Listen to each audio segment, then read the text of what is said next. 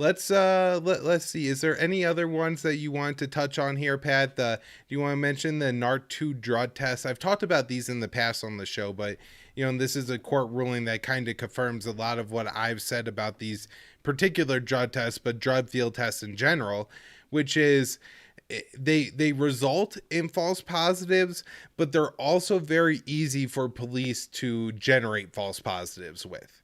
And so you have a lot of cases where, if you have false positives like 10% of the time and you do 5 tests, well, now you're on a coin flip of, if the dust from the drywall because you're a construction worker, or I think I did a recent story with a woman named Miss Goldring who spent 6 months in jail because they cut open an exercise ball. So Pat, what do you have any experience with these tests, or what's the details from this story? I don't have any personal experience with these tests. However, it just reminds me of the PCR test, and I'm talking about the COVID PCR test, the ones that they use to determine whether or not someone has COVID.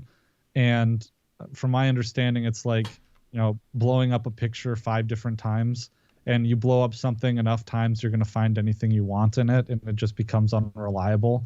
But in the same way as the COVID PCR tests, it seems like with this NARK drug tests that they start using it, and then the onus is on like defense attorneys to make them stop using it, right?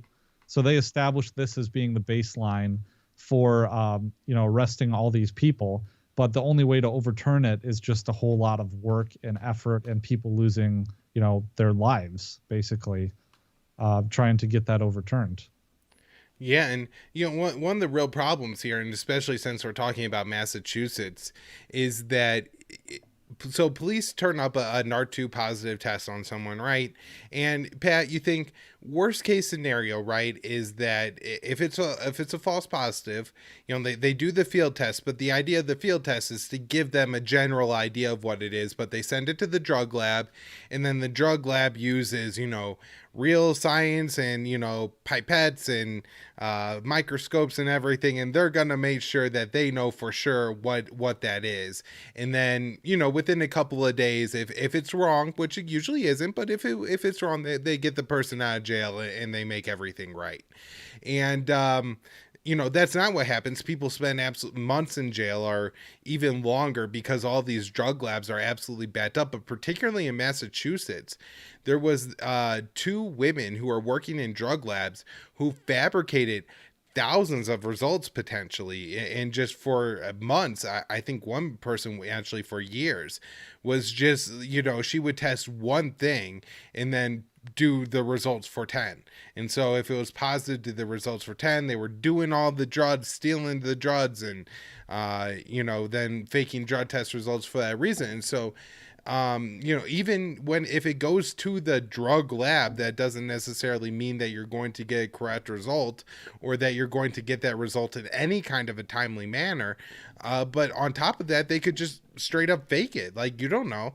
Like, it's just some person that probably has a college degree, not like a chemistry degree or anything like that in a lot of cases, who's doing hundreds of these things a week. And, it's just their job. They take a little bit, they put on thing. Not to mention that you put people in a room with, they send over the cocaine, right? So like, that has to be tempting to a lot of people, right? To just like have a bunch of cocaine sitting there, especially when you just got to sit there and test it and like see what it is and what's in it, and like, that's the good stuff. Like, are you just gonna be like, yeah, like, just, and not everybody, but like, that's temptation and moral hazard and all that. But these people have godlike authority over everybody else's lives in the state. And so it's a huge deal if you end up behind bars. And it all starts with a very easily incorrect drug test. So, Pat, anyways, anything else? Yeah, it seems like there's a potential for cross-contamination here. And I was just, thinking about if it goes down to a coin flip, if we do the test and it goes down to a coin flip, that would seem like what the officers, I'm sure, are going for probable cause. And a lot of people think that probable cause means 50%. right?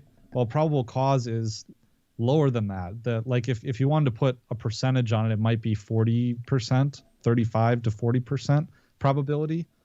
So if you say that this test is 50% accurate and you get a positive, then that right there would be your probable cause, I would think. I'm just kind of postulating. Yeah, no, it's funny because like probable cause is essentially like I I'm going to fabricate this story in my head, and there's nothing directly in front of me that forces it to be debunked, so I'm going to assume it's true. Yeah. Right? Like that's just the way it goes.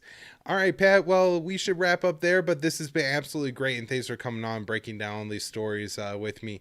I really like covering the police stuff in the U.S., but sometimes, if you don't have a little bit more of a legal background, some of the ways that the stories are covered are confusing, either because the journalists are trying to cover up for what the state is doing, or you just don't understand the court scam, right? And you gotta like have that legal law degree to understand how they actually like put all the processes in place to generate the kind of results that they want. Yeah, and it's even hard too, Kyle. And I would encourage people, if you really care about these issues, to get your hands on the court documents themselves, because oftentimes, even from stories, you're getting a secondhand story. Like the the case we talked about earlier, was it Chris Tapp?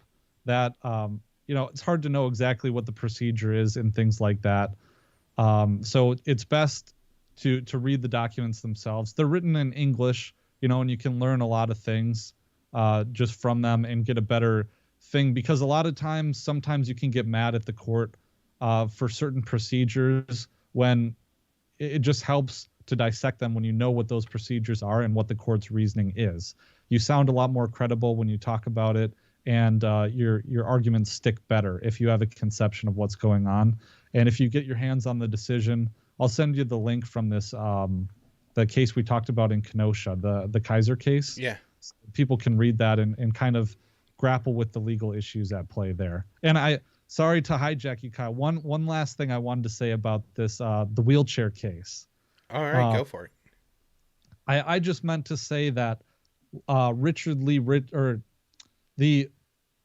in this situation, Richard Lee Richards did not pose a threat to Officer Remington, whereas in the Kyle Rittenhouse case, it's clear that people were posing a threat to him. So I'm just trying to say that in that case, Rittenhouse is the one who gets charged, but Remington will not be charged. Yeah, you're just pointing out the absurdity, the difference in the absurdity of the contrast between the two. But sometimes libertarians, despite all their grandstanding on how well they do nuance, don't do nuance very well. So it's probably great that you point that out. And I was gonna say something else, but whatever. Everybody, check out Liberty Weekly. It's an absolutely great show. You did a couple of great episodes recently. Monica Perez, and I forget who her co-host is. I'm sorry. And go ahead, Brad.